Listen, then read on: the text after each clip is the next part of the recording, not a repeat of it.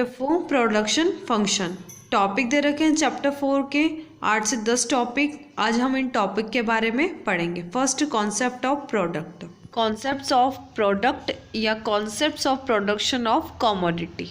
Concepts of product को हिंदी में कहा जाता है उत्पाद की अवधारणा।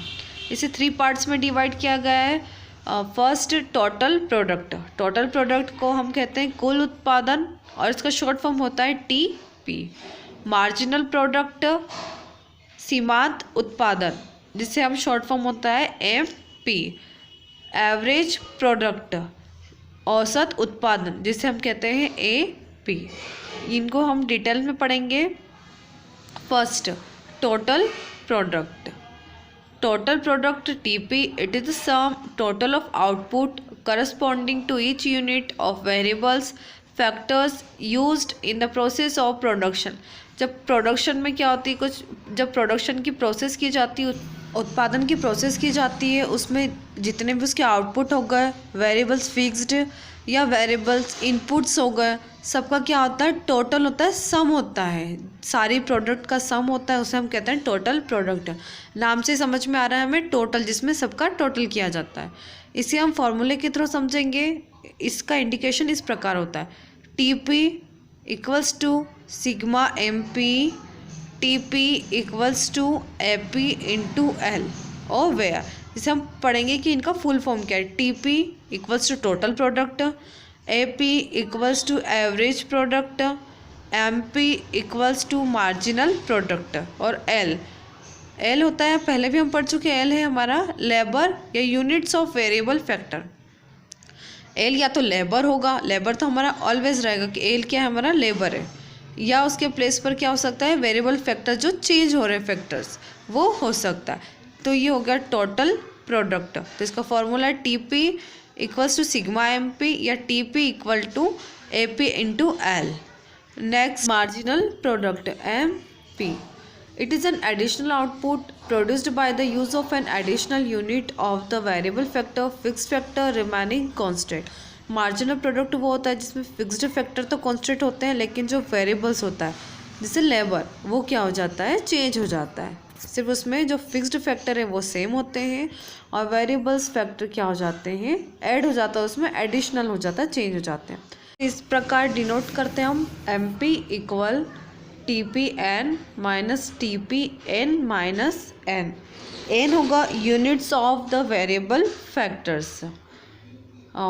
और इसके अलावा दूसरा इसका फॉर्मूला हम यूज़ कर सकते हैं, MP equal sigma TP upon sigma L, where sigma TP ये A नहीं है, ये सिग्मा है। Sigma TP equal change in total product, sigma L यहाँ पर भी AL दे रखा, तो ये A नहीं है, ये सिग्मा है। Sigma L equal change in labour variable factors. तो ये हो गया मार्जिनल प्रोडक्ट और ये इसका फॉर्मूला। इस प्रकार हम मार्जिनल प्रोडक्ट निकालते हैं TP से हम लेबर को डिवाइड करके। नेक्स्ट, एवरेज प्रोडक्ट जिसे हम कहते हैं AP। It is per unit output of the variable factor. जो एवरेज प्रोडक्ट होता है वो वेरिएबल फैक्टर में से प्रत्येक जो यूनिट होती है उसकी पर यूनिट को हम निकालते हैं, उसका एवरेज निकालते हैं, AP। इसका फॉर्मूला है AP average product equal TP divided by L। Average product कैसा निकलता है, उसमें टोटल प्रोडक्ट में लेबर से डिवाइड कर देते हैं, तो हमारा निकल जाता है एवरेज प्रोडक्ट। तो टोटल प्रोडक्ट हो गया, मार्जिनल प्रोडक्ट और एवरेज प्रोडक्ट। ये तीनों को हम डायग्राम के थ्रू समझेंगे। डायग्राम शो हो रहा है हम इसमें, TP, AP और MP, इनके बारे में बताया गया है रिलेशनशिप बिटवीन। तो 2 डायग्राम शो हो रहे हैं हमें। पहला हम ऊपर वाला डायग्राम देखेंगे, तो उसमें 2 एक्सिस दिख रही है हमें, उसमें एक TP बना हुआ है। TP जो ये वाला स्लोप, ये ऊपर से नीचे आ रहा है, ये स्लोप, ये क्या है, TP है। TP मतलब total product.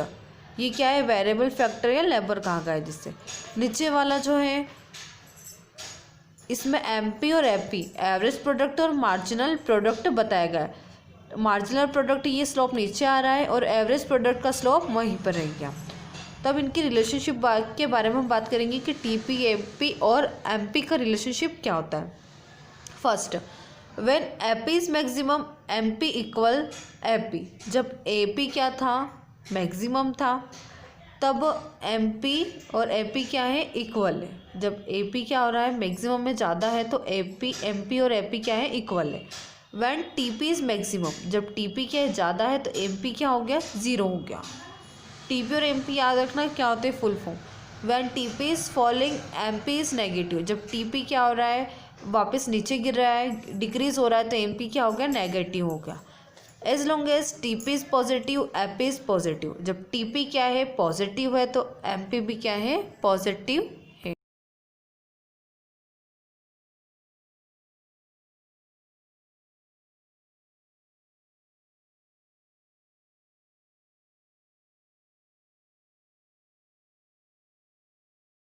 Fifth, AP and MP are inverted U shaped curve.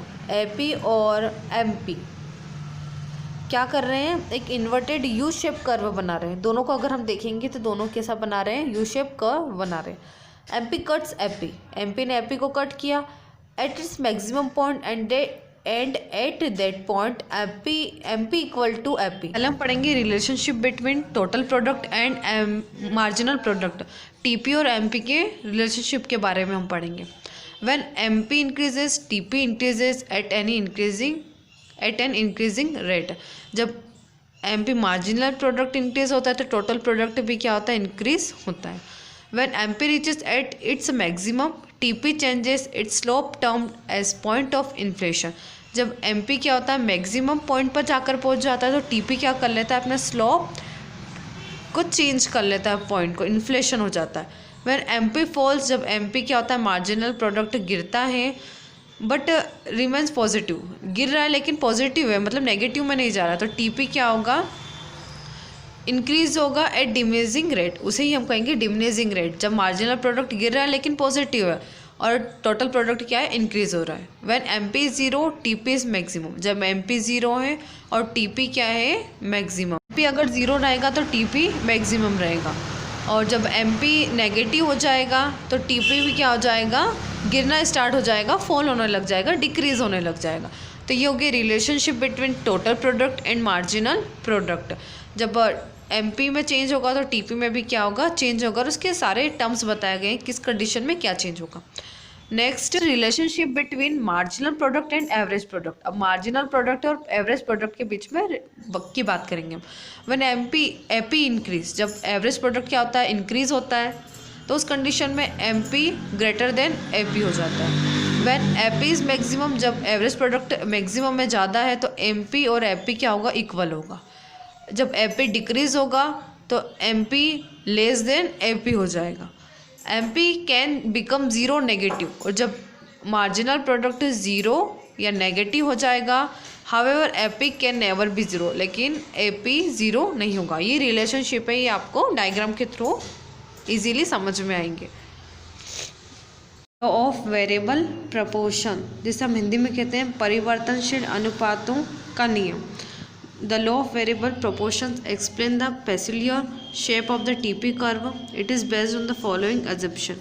जो लॉ ऑफ वेरिएबल है proportion, वो पेक्यूलियर शेप को एक्सप्लेन करता है। पेक्यूलियर शेप होता है जो जिसका कोई प्रॉपर शेप नहीं होता है, उसे हम बोलते हैं पेक्यूलियर शेप। जो टीपी कर्व है वो पेक्यूलियर शेप क्या करता है, एक्सप्लेन करता है। ये फॉलोइंग एजम्पशन पर बेस्ड होता है। First, only one input is variable and all other inputs are held constant. इसमें सिर्फ एक ही जो इनपुट होता है वो वेरिएबल होता है, चेंज होता है, बाकी जितने भी इनपुट्स होते हैं वो कांस्टेंट होते हैं, सेम रहते हैं। Second, the proportion in which factor unit are used may be changed. और इसमें जो फैक्टर यूनिट में जितना भी प्रोपोर्शन होता है, इसका जितनी भी क्वान्टिटीज़ होती है, परसेंटेज होता है, वो चेंज होता रहता है। Third, the state of technology and factor price are assume to be constant. और इसमें जो फैक्टर प्राइस है, जो प्राइजेस होते हैं और तकनीकी होती है, वो उसे कैसा अज्यूम किया जाता है, कांस्टेंट अज्यूम किया जाता है, एक जैसा अज्यूम किया जाता है, सेम अज्यूम किया जाता है। Fourth, the time period is the short run. और इसमें जो टाइम पीरियड होता है वो क्या होता है, शॉर्ट रन होता है। वेरिएबल प्रोपोर्शन में टाइम पीरियड कैसा होता है, शॉर्ट रन होता है। Next, stage of production. Based on the shape of the TP, MP and AP curves, we can identify different stages of the production process faced by a firm. Stages of production दे रखी है, TP, MP और AP curve, जितने भी ये तीनों curve जो हम पहले पढ़ चुके हैं, इनके अकॉर्डिंग जो प्रोडक्शन प्रोसेस की अलग अलग क्या दे रखी है, स्टेजेस दे रखी है। स्टेजेस मतलब अवस्थाएं दे रखी है। 3 stages of law of variable factors, variable proportions. Stages जो लॉ ऑफ वेरिएबल्स की 3 स्टेजेस होती है। First stage of increasing return to a factor, second stage of diminishing return to a factor, third stage of negative returns to a factor. इन तीनों stages को हम detail में पढ़ेंगे। First stage of increasing return to a factor. TP increases at increasing rate.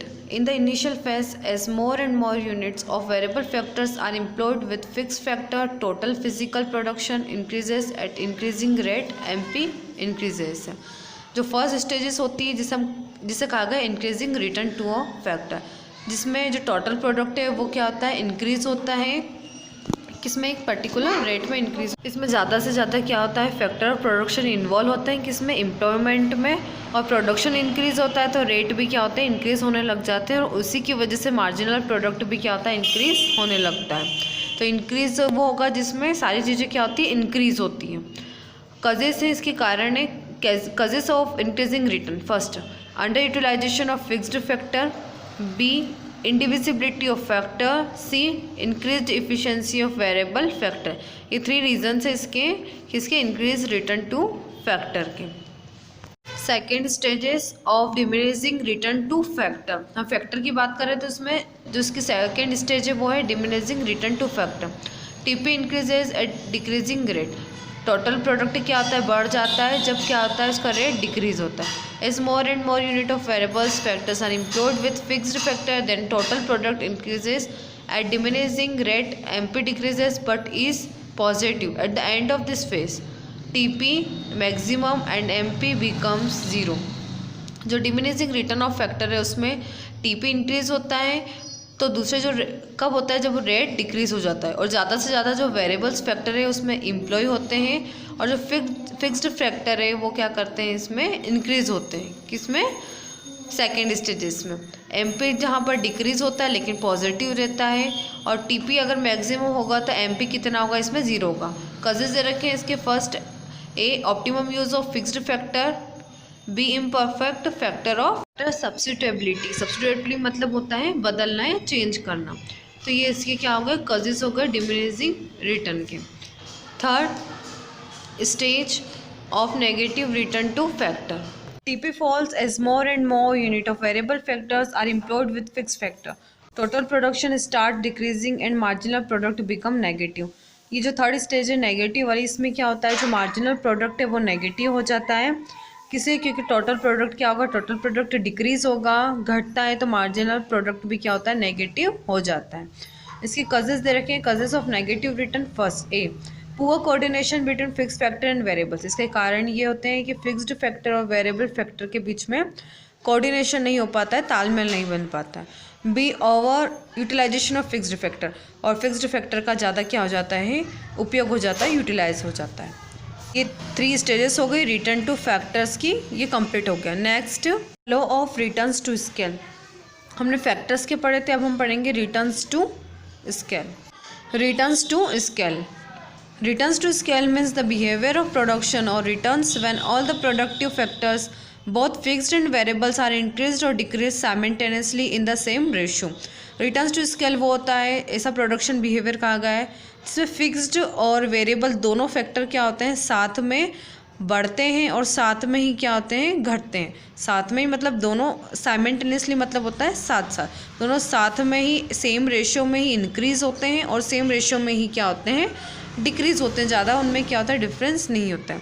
अगर fixed increase हो रहा है तो वेरिएबल भी इंक्रीज़ होगा, और फिक्स्ड डिक्रीज़ हो रहा है तो वेरिएबल भी डिक्रीज़ होगा। Hence this law describe the relationship between the input and output in the long run as all the factors become variable in the long run. और ये जो लॉ है ये क्या डिस्क्राइब करता है, इनपुट और आउटपुट के बीच में रिलेशनशिप बताता है, किसमें, लॉन्ग रन में। जो फैक्टर्स हमने शॉर्ट रन और लॉन्ग रन पढ़े थे, तो लॉन्ग रन वो होता है जो लंबे समय तक चेंजेस होता है, तो इसमें वो बताया गया कि लॉन्ग रन में फैक्टर्स कितने समय तक वेरिएबल्स होते हैं। तो रिटर्न टू स्केल, इसमें भी 3 स्टेजेस होती है, stages of returns of scale. Returns to scale has the following stages. Returns to scale की भी 3 स्टेजेस होती है। First, increasing returns to scale. Second, constant returns to scale. Third, diminishing returns to scale, जिसे हम decrease returns to scale भी कहते हैं। अभी तीनों स्टेजेस को हम एक डायग्राम के थ्रू समझेंगे। एक डायग्राम शो हो रहा है आपको, law of returns to scale. इसमें 3 है। पहला हम देखेंगे इंक्रीजिंग रिटर्न्स। तो ये है इंक्रीजिंग रिटर्न्स, जिसमें क्या हो रहा है, जो रिटर्न है वो बढ़ रहा है। जैसे ये क्या हो रहा है, बढ़ रहा है, इंक्रीज़ हो रहा है। इंक्रीज़ मतलब बढ़ रहा है। सेकेंड की अगर हम बात करेंगे कांस्टेंट रिटर्न, तो इसमें जो आउटपुट इनपुट है ना वो बढ़ रहा है और ना ही वो क्या हो रहा है, घट रहा है। ना डिक्रीज़ हो रहा है ना इंक्रीज़ हो रहा है, तो ये हो गया कांस्टेंट। उसके बाद है डिमिनिशिंग रिटर्न, मतलब डिक्रीज रिटर्न। तो इसमें जो आउटपुट और इनपुट है वो क्या हो रहा है, डिक्रीज़ हो रहा है। किसमें, सेम रेशियो में। तो ये तीनों स्टेजेस पढ़ ली हमने, इंक्रीजिंग और कांस्टेंट और डिमिनिशिंग रिटर्न्स। ये डायग्राम के थ्रू हमने समझी। इंक्रीज जो बढ़ रहा है, कांस्टेंट वो जो स्थिर है, और डिमिनिशिंग जो क्या हो रहा है, डिक्रीज हो रहा है, घट रहा है। अब इसे हम डिटेल में पढ़ेंगे। Meaning of increasing return to scale, पहले हम इंक्रीजिंग रिटर्न टू स्केल पढ़ेंगे। If the total output increases more than the proportion to the increase in input factors of production, it is a case of increasing return to scale. Return to scale वही होगा जिसमें total output क्या होगा, increase होगा, जिसमें उस proportion में, जितने प्रपोजन में इंक्रीज क्या हो रहा है, जो वेरिएबल्स फैक्टर है वो भी इंक्रीज होता है। एग्जाम्पल के थ्रू हम इसे समझेंगे। If we increase all the inputs by 10% at a time, then the total output increases by more than 10%। अगर हम एग्जाम्पल के थ्रू समझेंगे तो इसमें क्या है, अगर हमने हमारा जो आउटपुट इनपुट है उसे 10% क्या कर दिया, उसमें एट अ टाइम इंक्रीज़ कर दिया, तो उसी की वजह से जो आउटपुट है वो भी क्या हो जाएगा, 10% या उससे ज़्यादा इंक्रीज़ हो जाता है। तो इंक्रीज इन रिटर्न स्केल वही होगा जिसमें अगर हमने थोड़ा सा परसेंटेज बनाया तो दूसरे का परसेंटेज भी क्या हो जाता है, इंक्रीज हो जाता है। इसके कजेज दे रखें, causes of increasing return to scale.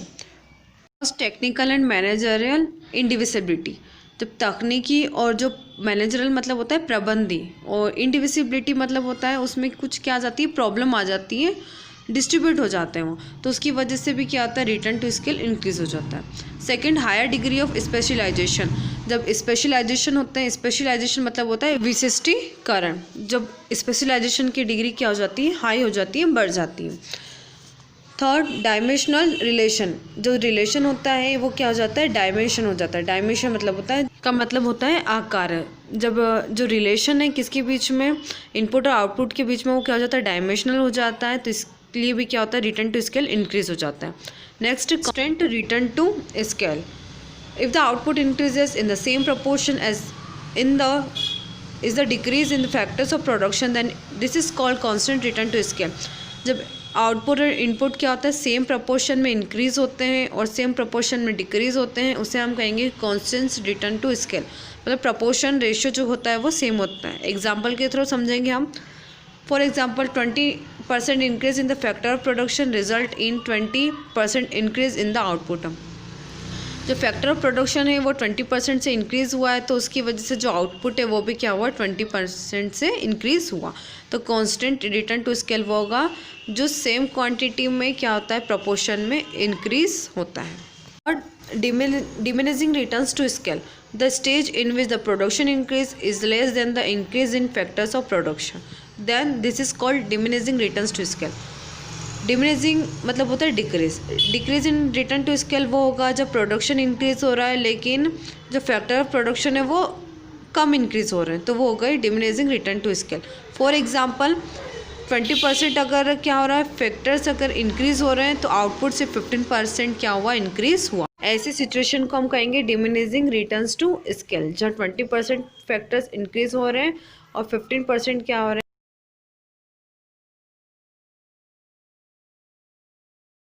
15% उसके आउटपुट क्या हो रहे हैं, इंक्रीज हो रहे हैं।